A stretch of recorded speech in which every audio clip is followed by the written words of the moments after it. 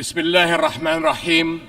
Mr. President, Secretary General, Excellencies, when human catastrophes seem beyond description, we turn to the appalling statistics. This year around the world, more than 345 million people face food insecurity, daily hunger, or starvation. Among the most vulnerable are 108 million refugees, people who have been forcibly displaced from their homes and ways of life. And 40% of these refugees are children, the most defenseless of all.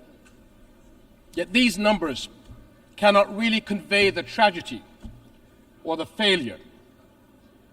Refugees are our brothers, our sisters.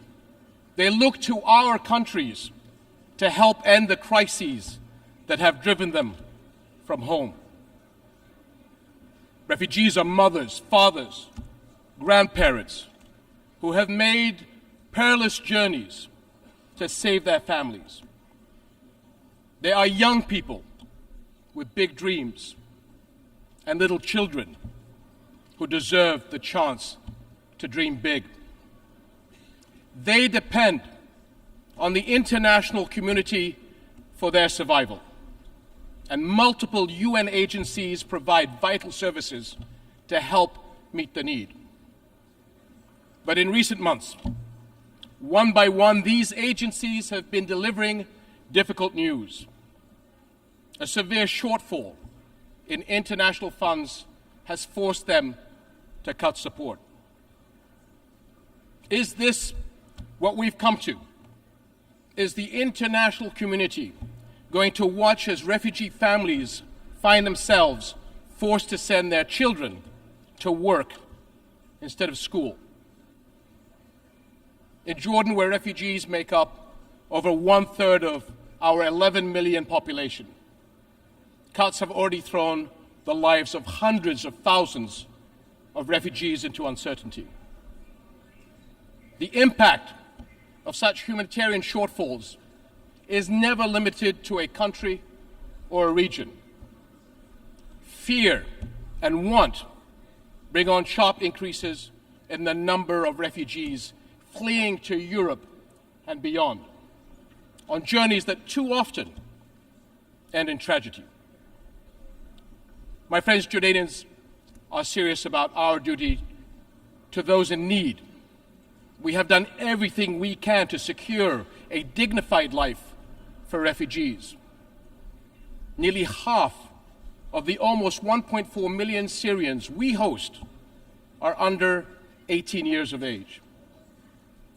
For many of them, Jordan is the only place they have ever known.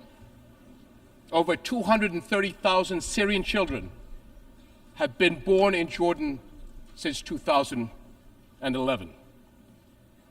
We are sharing precious resources to help them meet basic needs: food, energy, and especially water.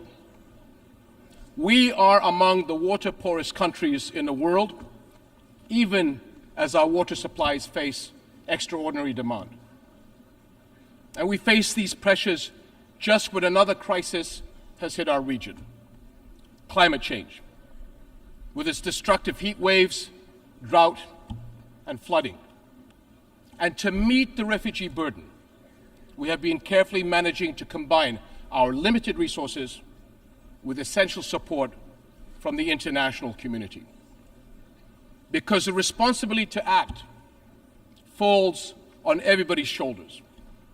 Because the world cannot afford to walk away and leave a lost generation behind.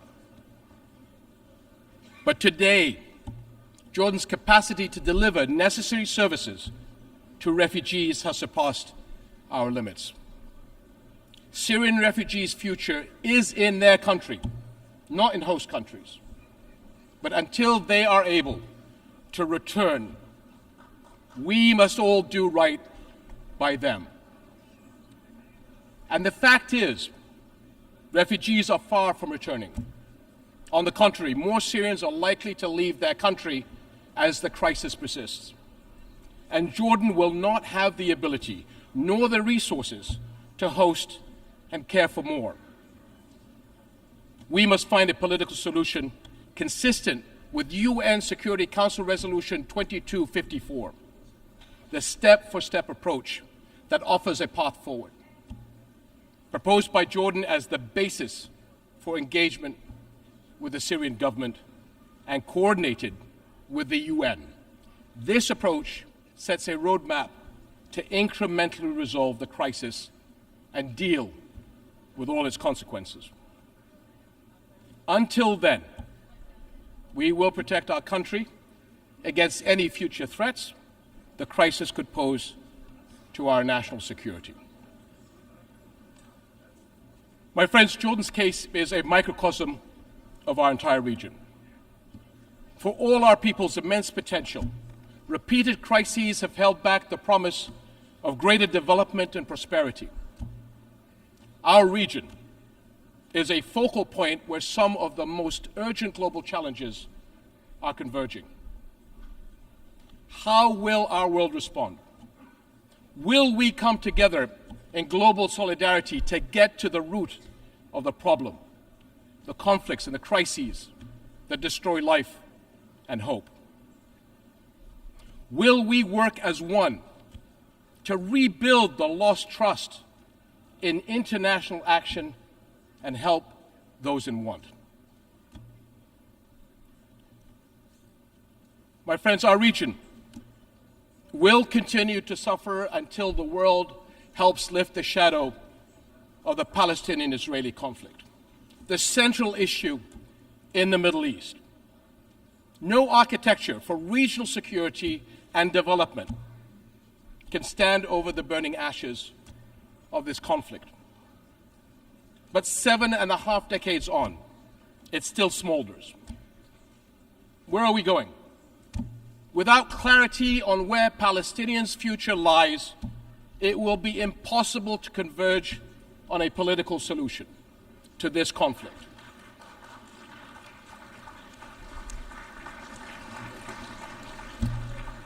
Five million Palestinians live under occupation. No civil rights, no freedoms of mobility, no say in their lives. Yet every UN resolution since the beginning of this conflict recognizes the equal rights of the Palestinian people to a future of peace, dignity, and hope.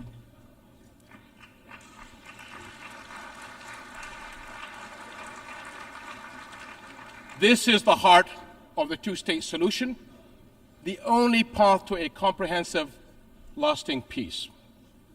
We can see the Israeli people actively defending and engaging in the expression of their national identity.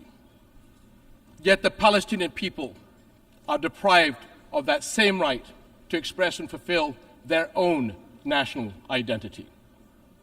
The basic requirement for that right is the establishment of their own independent and viable state on the June 4th, 1967 lines, with East Jerusalem as its capital, living alongside Israel in peace, security, and prosperity. And delaying justice and peace has brought endless cycles of violence. 2023 has been the deadliest for the Palestinian people in the past 15 years. How can people trust in global justice while settlement building, land confiscations, and home demolitions continue?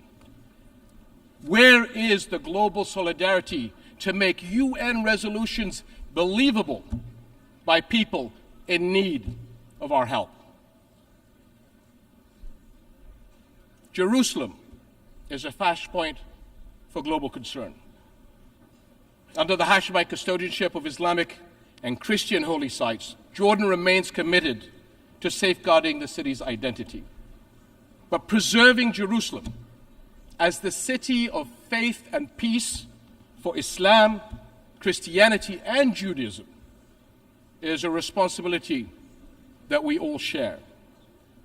And we must not abandon Palestinian refugees to the forces of despair.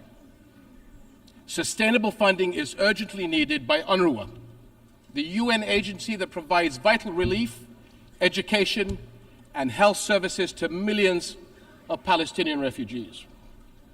And this is essential to protect families, keep communities stable, and prepare young people for productive lives.